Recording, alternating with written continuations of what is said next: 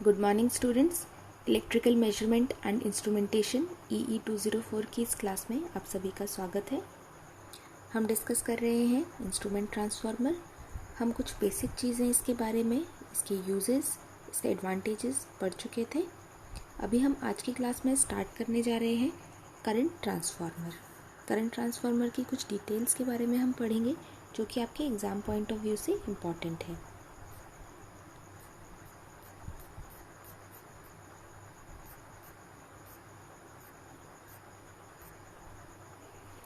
Current transformer.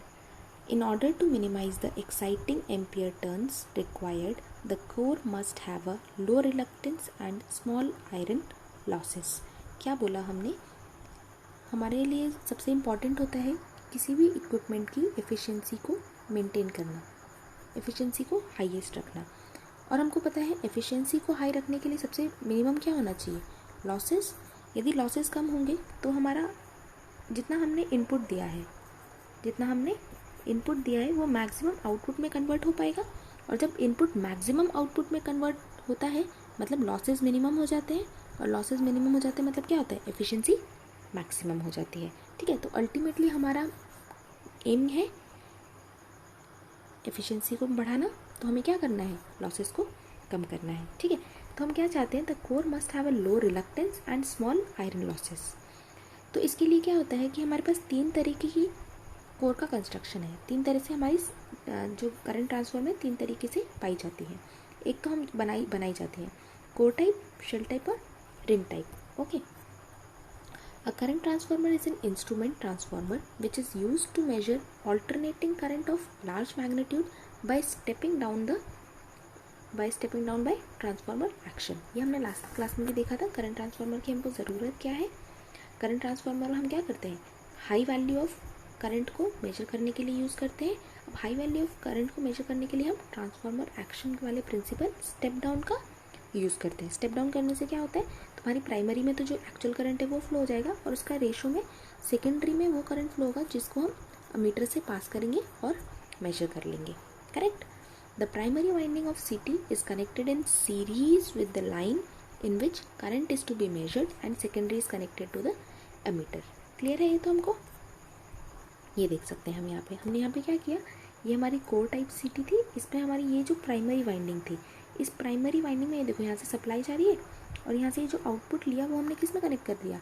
Load के series में। ठीक है, और जो हमारी सेकेंडरी वाइंडिंग थी उसमें हमने क्या कनेक्ट कर दिया? अमीटर। करेक्ट।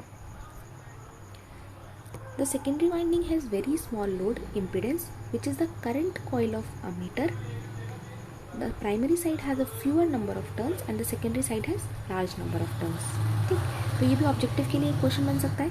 CT में प्राइमरी में नंबर ऑफ टर्न्स कम होते हैं, सेकेंडरी में ज़्यादा होते हैं, या फिर दोनों में कम होते हैं, या फिर दोनों में ज़्यादा होते हैं, या फिर प्राइमरी में ज़्यादा होते हैं और सेकेंडरी में कम होते हैं। ठीक है, तो यदि ऐसा ABCD 4 क्वेश्चन आते तो आंसर क्या होगा?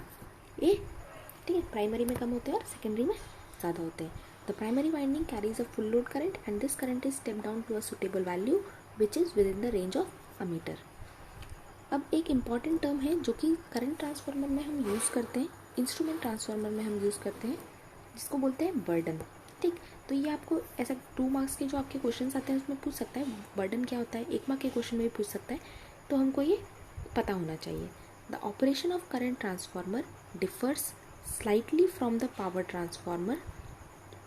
In case of current transformer, the secondary winding has a very small impedance or burden, so the current transformer operates on short conditions. The current transformer operates on short circuit conditions. क्या हुआ? Burden क्या है हमारा? जो हम लोग secondary winding में बहुत ही स्मॉल इम्पिडेंस यूज़ कर रहे हैं उसको हम बर्डन बोलते हैं। और एक तरीके से क्या हुआ? ये बहुत ही मिनिमम है, मतलब इम्पिडेंस क्या है? नियरली ज़ीरो बोल सकते हैं। तो आपको पता है जैसे R0 होता था तो उस सर्किट को हम क्या बोलते थे? Short circuit. तो यहाँ पे भी इसको हम क्या बोलेंगे? शॉर्ट सर्किट कंडीशन में काम करता है। This operates in short circuit condition. Burden की डेफिनेशन बोलेगा तो क्या बोलेंगे? The rated burden of this instrument transformer is the volt ampere loading. Loading हम वोल्ट एम्पियर में कैलकुलेट करते हैं ट्रांसफार्मर की हमेशा।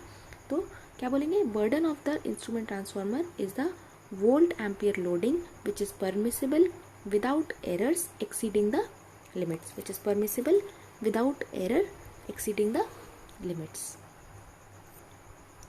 तो अब बर्डन क्या हुआ, बर्डन हमने क्या बोला कि हम जो सेकेंडरी में लोड लगा सकते हैं जिसको हम किस में मेजर करेंगे, वोल्ट एम्पियर में, और बिना लिमिट्स को एक्सीड किए, correct. Burden across the secondary of an instrument transformer is also defined as ratio of secondary voltage to secondary current, क्योंकि हमको पता है इम्पीडेंस क्या होता है, इम्पीडेंस होता है वोल्टेज अपॉन करंट। तो ये वही हुआ, ZL इज इक्वल टू क्या हो गया, V अपॉन आई। अब V अपॉन आई है तो इसकी यूनिट क्या होगी, यूनिट क्या होनी चाहिए, ओम्स, ठीक। तो बर्डन क्या होती है, बर्डन की यूनिट क्या होती है, ओम्स, और होता क्या है, ये सेकेंडरी साइड में लगा हुआ लोड, ठीक है। Burden across the secondary of an instrument transformer is also defined as ratio of secondary voltage to the secondary current. अब इसका फेजर डायग्राम एक देख लेते हैं। फेजर डायग्राम आप वैसे जैसा ट्रांसफार्मर का बनाते हैं वैसे ही सेम है। क्या करते हैं डायग्राम को बनाने के लिए, सबसे पहले हम फ्लक्स फाई को एक रेफरेंस वेक्टर के तरीके से ड्रॉ करते हैं। The induced EMF in primary and secondary E1 और E2 दोनों नीचे ऊपर और नीचे ड्रॉ कर देते हैं 90 डिग्री से लैग करता हुआ, हमको पता है। The magnitude of EMF are proportional, हमको पता है E क्या होता है, क्या होता है, proportional to number of turns, correct. तो हम EMF का मैग्नीट्यूड कहाँ से निकालते हैं, ऐसे निकाल लेते हैं N फाई करके। तो यहाँ से हम E1 और E2 के मैग्नीट्यूड को ड्रॉ करते हैं।